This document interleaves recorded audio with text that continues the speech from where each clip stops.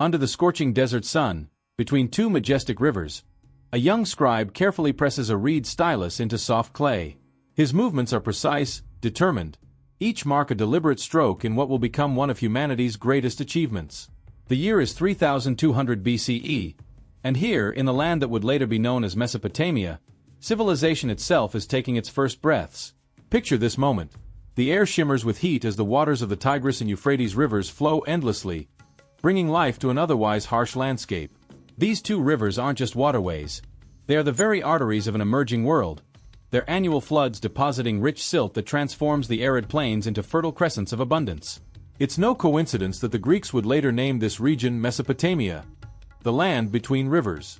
But let us return to our scribe. The marks he's making will revolutionize human history, though he doesn't realize it yet.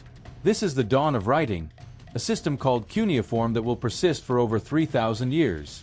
Around him, the city of Uruk bustles with activity, its mud brick walls housing over 40,000 people, the largest concentration of humans ever assembled up to that point in history.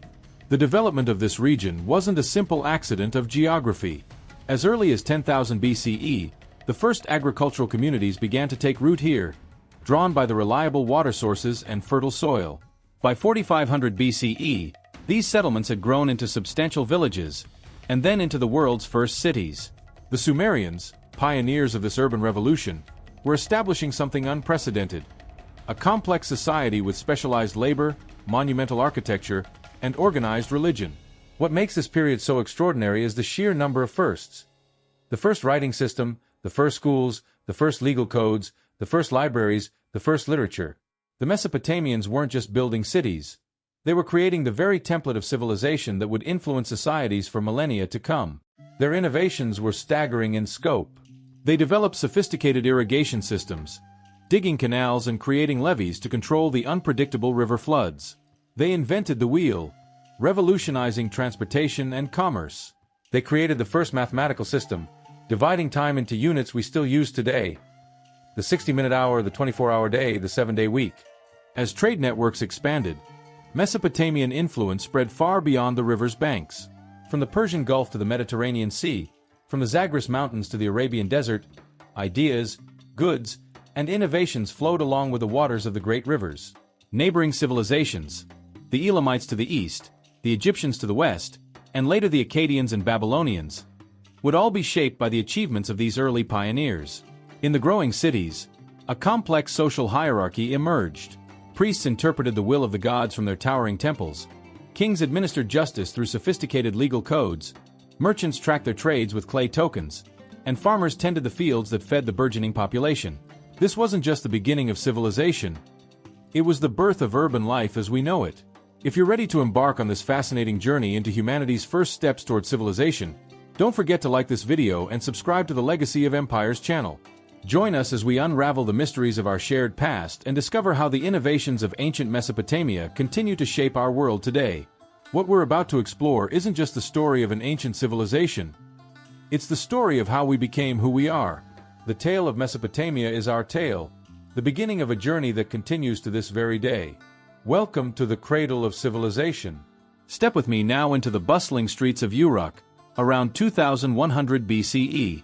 The city walls rise before us, a marvel of engineering stretching more than 5 miles in circumference, built with over 900,000 baked mud bricks. These massive walls, according to ancient texts, were commissioned by Gilgamesh himself, the legendary king whose epic tale would become humanity's first great work of literature. As we pass through the city gates, the sensory landscape of ancient Mesopotamia envelopes us.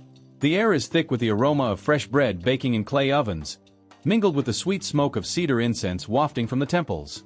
Listen closely to the symphony of ancient urban life, the bleating of sheep being led to market, the rhythmic sound of copper chisels on stone, the melodic chanting of priests, and the animated voices of merchants haggling in Sumerian, Akkadian, and dozens of other languages. Before us towers the great ziggurat of Ur-Nammu, its sun-dried mud brick terraces rising toward the heavens like a man-made mountain. This architectural marvel stands over 100 feet tall, its 3 levels connected by grand staircases. The structure was built without mortar, using only carefully placed reed mats and bitumen to bind the estimated 720,000 baked bricks together. At its summit sits the Temple of Inanna, the goddess of love and war, its walls gleaming with gold and lapis lazuli. The city is a masterpiece of urban planning, with broad streets radiating from the temple complex like spokes from a wheel. Archaeological evidence reveals a sophisticated drainage system beneath our feet. Clay pipes and covered sewers running the length of major thoroughfares, an engineering feat that wouldn't be matched in Europe for thousands of years. In the craftsman's quarter, we find workshops that have left their mark in the archaeological record. Metalworkers shape copper and bronze using techniques that would be passed down through generations. Potters' wheels spin endlessly, creating vessels whose distinctive styles help modern archaeologists date their discoveries. In one corner, we might glimpse a seal cutter carefully carving intricate designs into cylinder seals, ancient Mesopotamia's equivalent of a signature, used to mark everything from property to diplomatic documents. Down by the canals, an ingenious network of waterways transforms what should be desert into fertile farmland. The Mesopotamians mastered water management on an unprecedented scale. Their shadufs, wooden devices for lifting water, creak rhythmically as farmers irrigate their fields.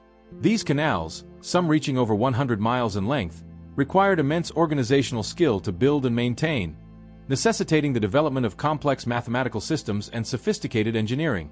At the busy docks, boats of all sizes arrive laden with goods from distant lands.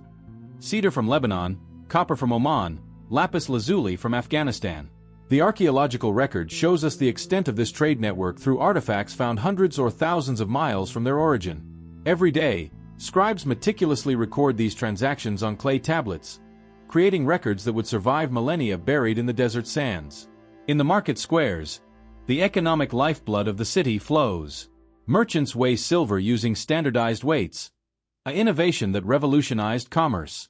They trade textiles whose patterns we know from impressions left in clay, and sell pottery whose sherds would become crucial chronological markers for modern archaeologists. The market stalls overflow with dates, barley, wool, and fish, the foundations of Mesopotamian wealth. As the sun begins to set, the city takes on a different character. Oil lamps flicker to life in windows, their distinctive boat-shaped design another marker for archaeologists. The average home, as revealed by excavations, is a courtyard house built around a central open space, its rooms arranged to capture cooling breezes and provide privacy. These houses, with their careful construction and thoughtful design, tell us much about daily life in the ancient world. Above it all, astronomical observations are being made from the temple towers, where priests track the movements of planets and stars, creating detailed records that would astound modern scientists with their accuracy. These same astronomical texts, preserved on clay tablets, would influence human understanding of the heavens for millennia to come. This is Uruk, not just a city, but a living laboratory where humanity first experimented with urban life. Every artifact uncovered here, from the grandest temple to the humblest pot shard, tells part of the story of how we learn to live together in unprecedented numbers, creating something entirely new in the process: civilization itself. Our journey through ancient Mesopotamia unfolds through the eyes of Enlil Nasir, a young temple scribe whose life embodies the remarkable social mobility possible in this early civilization. Born to a humble shepherd in the grasslands beyond Uruk's walls, his exceptional intelligence caught the attention of temple authorities during a routine tax collection. In a society where less than 1% of the population could read and write, his admission to the tablet house, the Adaba, marked the beginning of an extraordinary journey. The life of a student scribe was not easy. For 5 years, Enlil Nasir rose before dawn, his days filled with endless repetition of cuneiform signs. His tablets, discovered by archaeologists, tell us of his progress, from basic wedge-shaped marks to complex astronomical calculations. Each morning began with preparing his clay tablet, carefully smoothing its surface, ready to receive the impressions that would preserve knowledge for millennia. His fingers, callous from pressing the reed stylus into clay thousands of times, became instruments of preservation for his entire civilization. His mentor, Shama Shittim, holds one of the most prestigious positions in Mesopotamian society, chief scribe of the Temple of Uruk. The historical records tell us that such men were more than mere writers. They were the keepers of civilization itself. Archaeological evidence shows that chief scribes lived in large houses near the temple complex, their homes filled with tablets containing everything from mathematical theorems to epic poetry. Shama Shittim, like his real historical counterparts, was responsible for training the next generation of scribes, preserving ancient texts through careful copying, and maintaining the vast library of clay tablets that served as the kingdom's institutional memory. But in the shadows of these temples of knowledge, we find figures like Nana Sin, a wealthy merchant whose power stems from the old way of doing things. Verbal agreements sealed with handshakes and witnessed by memory alone. Archaeological records from the period show increasing tensions between the merchant class and the emerging scribal elite. Clay tablets from various Mesopotamian cities reveal legal disputes where merchants challenged written records, claiming they conflicted with traditional verbal agreements. The social dynamics at play here reflect a crucial moment in human history. The scribes, with their ability to create permanent records, were revolutionizing how society functioned. Tax records couldn't be disputed when carved in clay. Contracts, once written and witnessed, became binding in ways that verbal agreements never could. The power of the written word was becoming apparent, and not everyone welcomed this change. Through Shama Shittim, we see the established order of the temple scribes. His character is based on real historical figures whose names we know from colophons, signatures left on important tablets. These chief scribes were often involved in diplomatic correspondence, legal proceedings, and the education of future generations. They were the guardians of what we now call the world's first literature, carefully copying and preserving works like the Epic of Gilgamesh. Around these central figures, we find a rich tapestry of historical personalities whose existence is documented in thousands of surviving clay tablets. We meet temple priestesses like Enheduanna, the world's first known author, whose powerful hymns to the goddess Inanna survive to this day. We encounter kings like Shulgi of Ur, who claimed to be able to read and write, marking a new era where literacy became associated with power and divine authority. The political landscape these characters inhabit is equally complex. The tablets tell us of court intrigue, of priests interpreting omens to influence royal decisions, of scribes carefully recording the words of kings for posterity. We know from archaeological evidence that some scribes rose to become important administrative officials, their literacy giving them unprecedented access to power. These characters move through a world of profound change, where the written word is transforming every aspect of society. In Lil Nasir's journey from shepherd son to temple scribe mirrors the larger transformation taking place in human civilization. The move from memory to written record, from oral tradition to documented history. His story is the story of writing itself, of humanity's first steps toward preserving its thoughts, dreams, and knowledge for future generations. In the end, these characters, the ambitious young scribe, the wise mentor, the resistant merchant, represent the eternal human struggle between tradition and progress, between the comfort of the known and the potential of the new. Their stories, pieced together from thousands of clay tablets and archaeological discoveries, offer us a window into a pivotal moment in human history, when the power of the written word first began to shape the course of civilization. Our story unfolds in a pivotal moment of human history, the creation of the world's first written legal code. The year is 2100 BCE, and King Ur-Nammu has commissioned an unprecedented project to codify all the laws of his kingdom into a single, written document. Archaeological evidence discovered in the ruins of ancient Ur reveals this extraordinary text, carved into a massive clay cylinder standing over 8 feet tall. At the heart of our narrative, young Enlil Nasir finds himself assigned to the team of scribes tasked with this monumental undertaking. Through his eyes, we witness the revolutionary process of transforming oral traditions and customary laws into precise, written statutes. The actual text of the Code of Ur-Nammu, preserved in fragments that have survived millennia, provides us with remarkable insights into this process. The stakes could not be higher. Every stroke of the stylus into clay represents a step toward a new kind of society, one governed by written law rather than arbitrary decisions. The code addresses everything from murder and theft to marriage and inheritance. We know from surviving tablets that it established fixed penalties for specific crimes, replacing the old system of blood feuds with standardized justice. As our story progresses, we discover the human drama behind these ancient laws.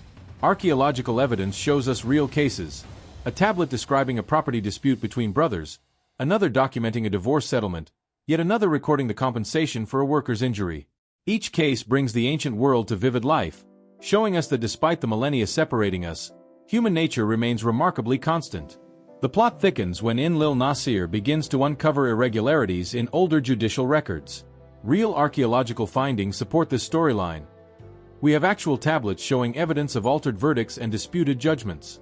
Some powerful merchants, like our antagonist Nana Sin, had grown wealthy under the old system's ambiguities. The prospect of clear, written laws threatens their influence.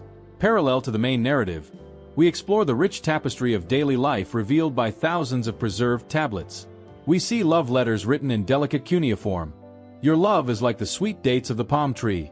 We find detailed recipes for beer brewing, showing 8 different types of beer produced in ancient Mesopotamia. Business records reveal complex financial instruments that wouldn't be reinvented for thousands of years. Promissory notes, loan contracts with interest rates, and even investment partnerships. The drama intensifies as resistance to the new legal code grows. Historical records show that the implementation of written law faced significant challenges. Some tablets document protests from local authorities who saw their traditional powers diminished. Others reveal attempts to maintain parallel systems of justice based on old customs. Through Enlil-Nasir's work, we witness the development of legal concepts we still use today. The Code of Uruk introduced the presumption of innocence, the use of sworn testimony, and the principle of proportional justice.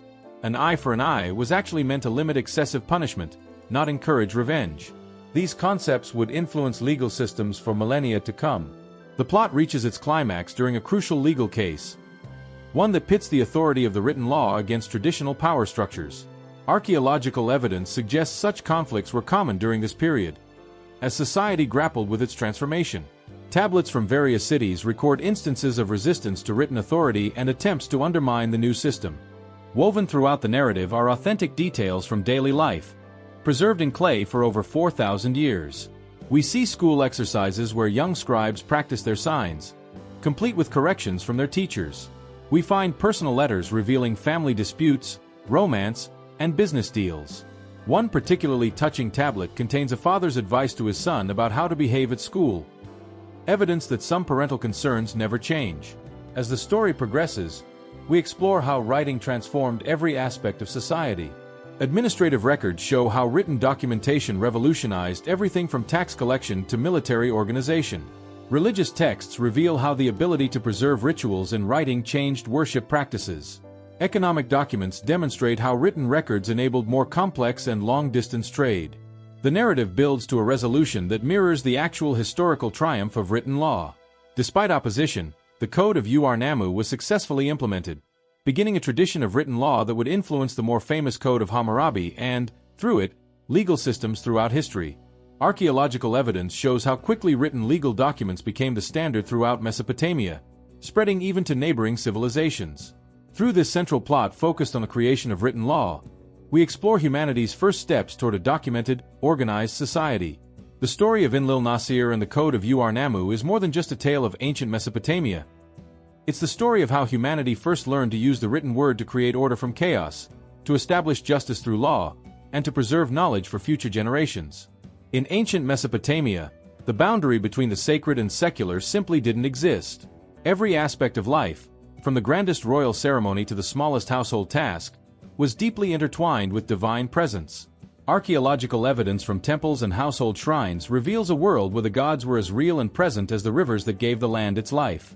At the apex of Mesopotamian cosmology stood the great triad of gods: Anu, Lord of the Heavens; Enlil, Master of Wind and Storms; and Enki, Keeper of Wisdom and the sweet waters beneath the earth.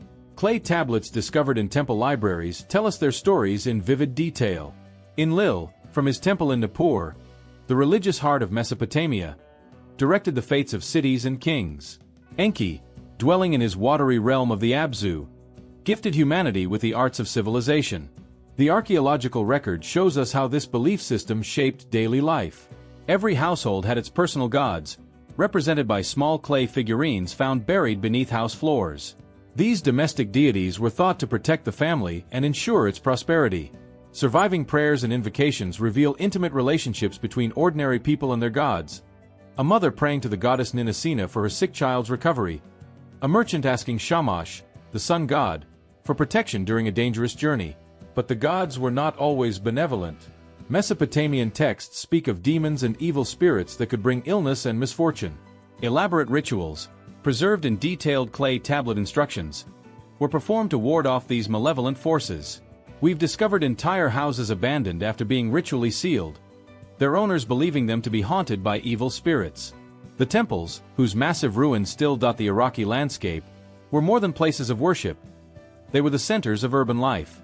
Archaeological evidence shows them functioning as banks, schools, courts, and even breweries. The goddess Ninkasi's temples were particularly famous for their beer production, with recipes so precisely recorded that modern archaeologists have successfully recreated ancient Mesopotamian beer. At the heart of Mesopotamian society stood the temple complex, dominated by the ziggurat, a massive step tower believed to be a meeting point between heaven and earth. From these heights, priest astronomers conducted sophisticated observations of celestial bodies. Their records, preserved on thousands of clay tablets, reveal astronomical calculations so accurate they astound modern scientists. They tracked the movements of planets, predicted eclipses, and created the world's first calendar. Dreams held special significance in Mesopotamian culture.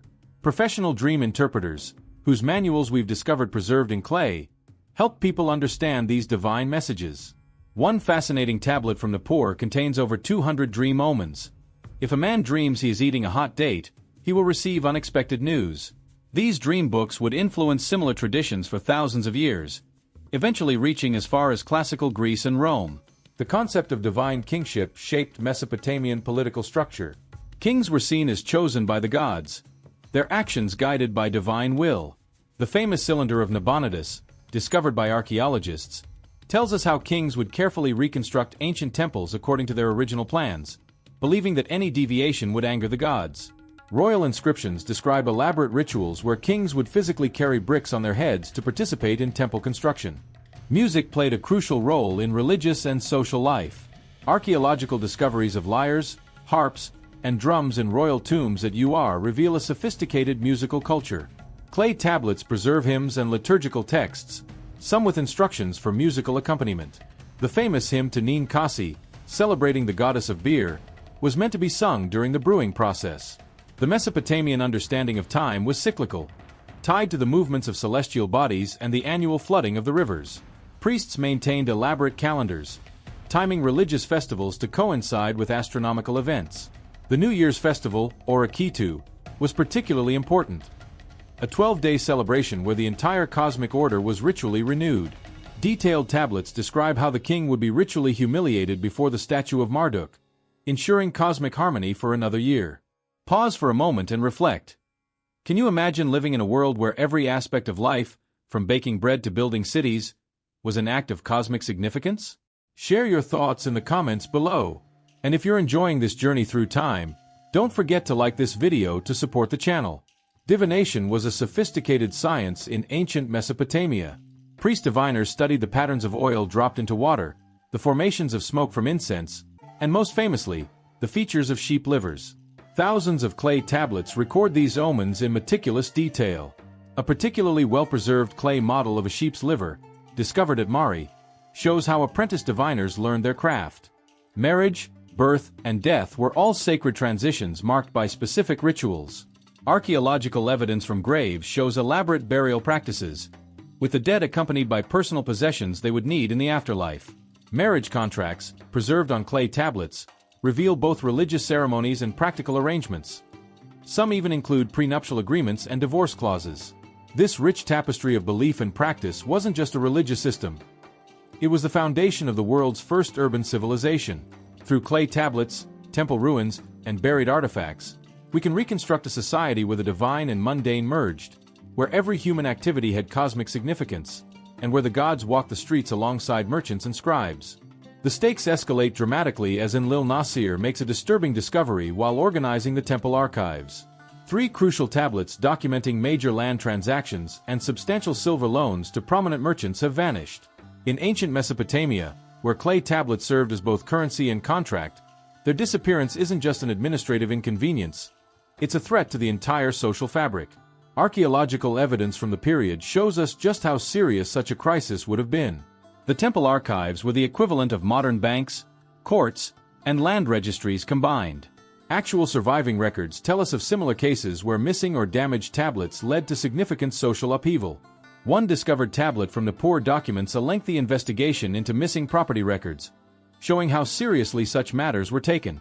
As Enlil Nasir begins his careful investigation, we see the complex power dynamics of ancient Mesopotamian society come into play.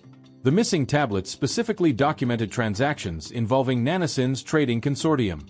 Historical records show how wealthy merchants often operated in powerful networks, sometimes in direct competition with temple authorities. Clay tablets from the period reveal numerous legal disputes between merchant groups and temple administrators over debt records. The tension builds as Enlil Nasir discovers small but telling discrepancies in other records. Actual archaeological findings support this plot point. We found evidence of ancient scribes detecting and documenting fraudulent alterations to tablets.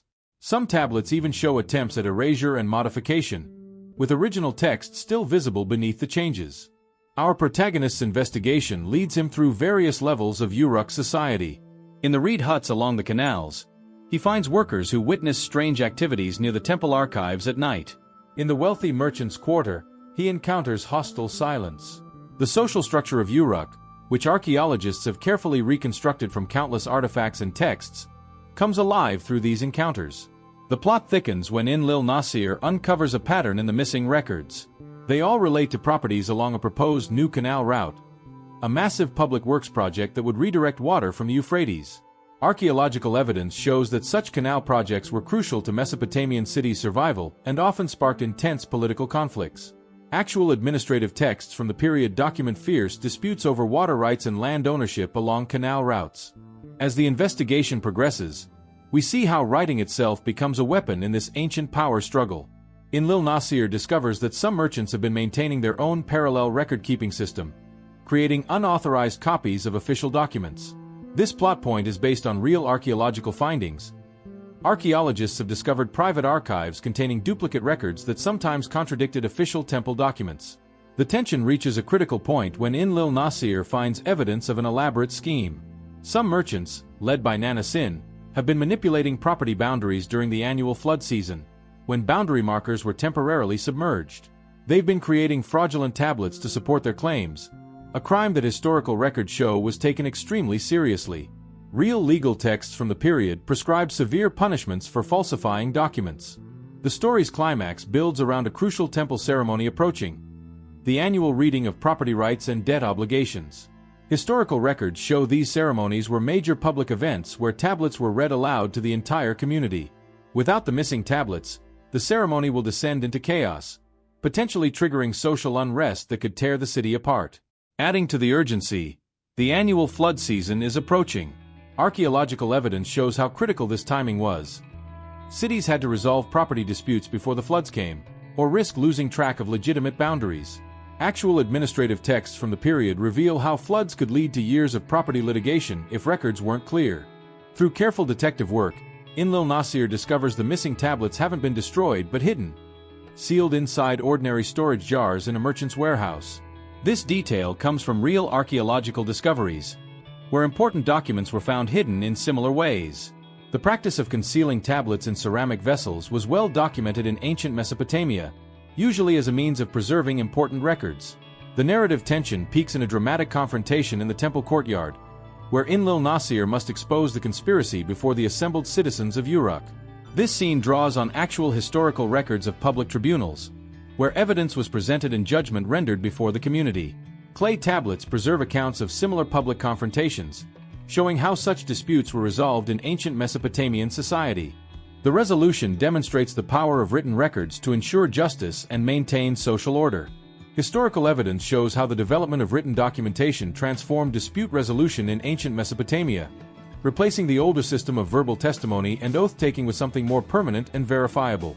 Throughout this narrative arc, we see how the introduction of writing and written law transformed human society, creating new forms of power, new kinds of conflict, and new ways of resolving disputes. The story of Enlil Nasir's investigation becomes a lens through which we can understand this crucial turning point in human civilization, the moment when the written word became the foundation of social order. Picture a young scribe under the scorching desert sun, carefully pressing a reed stylus into soft clay between two majestic rivers. His precise movements, though unknown to him, are part of one of humanity's greatest revolutions, the invention of writing. Welcome to Mesopotamia, the land between rivers. The year is 3200 BCE, and here, between the Tigris and Euphrates, what we know today as civilization is taking its first breaths. The revolution that began in Mesopotamia continues to echo through time, with impacts that shape our daily lives in ways most people never realize. The cuneiform writing system was just the beginning of a cascade of innovations that would forever change human society. Among their most significant contributions was the creation of the first written code of laws, the Code of Hammurabi, which established the fundamental principle that laws should be written, publicly displayed, and applied equally to all citizens. This concept forms the backbone of modern legal systems worldwide. The Mesopotamians' mathematical genius gave us the sexagesimal system, based on the number 60, which we still use every time we check our watch or measure angles. Every time you count 60 seconds in a minute or 360 degrees in a circle, you're using a system invented by these ancient innovators over 4,000 years ago. Literature as we know it was born in the fertile valleys of Mesopotamia.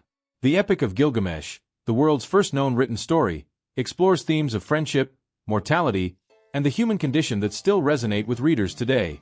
This epic poem set the foundation for all subsequent literary traditions and demonstrated the power of written narrative to convey complex ideas and emotions. The Mesopotamians were also pioneers in mathematics and astronomy, developing sophisticated systems for calculating and predicting celestial events. They created the first mathematical equations, geometric principles, and astronomical observations, laying the groundwork for these sciences that would later flourish in Greece, India, and beyond. Perhaps their most enduring legacy was the concept of the city as the center of civilization. The first urban settlements, like Ur and Uruk, established patterns of civic organization, architecture, and social structure that would influence city planning for millennia. These cities became centers of commerce, learning, and cultural exchange, creating the template for urban life that billions of people follow today. The impact of Mesopotamian civilization extends far beyond their technological achievements. They established the first complex bureaucracies, created systems of trade and commerce, and developed the concept of professional specialization. Their innovations in irrigation and agriculture allowed for the first large-scale farming operations, leading to food surpluses that enabled the development of complex societies. As we look back across the millennia to these ancient innovators, we can see how their groundbreaking developments in writing, law, mathematics, literature, and urban planning laid the foundation for modern civilization. Their legacy lives on in every written word, every measured angle, every city street, and every written law that governs our modern world. The story of Mesopotamia reminds us that civilizations are built on the accumulated wisdom of those who came before. From that young scribe pressing wedge-shaped marks into clay to our modern digital communications, we are all part of an unbroken chain of human innovation and progress that began in the land between the rivers. As we conclude our journey through ancient Mesopotamia, we find ourselves standing at a remarkable vantage point, looking back across more than 5 millennia of human achievement. The legacy of this civilization between the rivers continues to shape our world in profound and often surprising ways. The Mesopotamian fingerprint can be found in nearly every aspect of modern life, from the way we measure time to how we structure our cities and societies. Consider for a moment how the innovations of these ancient people echo through time. When you check your watch, you're using the Mesopotamian sexagesimal system, which divided time into units of 60. When you sign a contract or write a message, you're participating in a tradition of written communication that began with those first tentative marks pressed into clay tablets. When you walk through a city with its grid of streets, you're following an urban planning concept first developed in cities like Ur and Uruk. The Mesopotamians' greatest gift to humanity wasn't just their inventions. It was their demonstration that humans could systematically improve their condition through innovation and organization. They showed us that we could build cities that would outlast their builders, create laws that could govern fairly, and preserve knowledge for future generations. They proved that civilization itself was possible. Their achievements become even more remarkable when we consider the challenges they faced. Working with the most basic materials, clay, reed, and stone, they built complex irrigation systems that transformed desert into farmland. Without modern tools or technology, they created architectural wonders that would inspire builders for millennia. With nothing but ingenuity and observation, they mapped the stars and created sophisticated mathematical systems. The Mesopotamian experiment in civilization was not without its failures and dark chapters. Their society grappled with inequality, slavery, and warfare. Yet even their struggles offer valuable lessons about the challenges of building and maintaining complex societies. Their successes and failures alike inform our understanding of human potential and the pitfalls we must navigate. Perhaps most importantly, the Mesopotamians left us a profound message about the power of human cooperation and creativity. In their cities, people from different backgrounds came together to create something greater than themselves. Their diversity was not a weakness but a strength, leading to innovations that no single culture could have developed alone. Today, as we face global challenges that require unprecedented levels of human cooperation, the Mesopotamian example becomes increasingly relevant. They showed us that seemingly insurmountable problems can be solved through collective effort and innovation.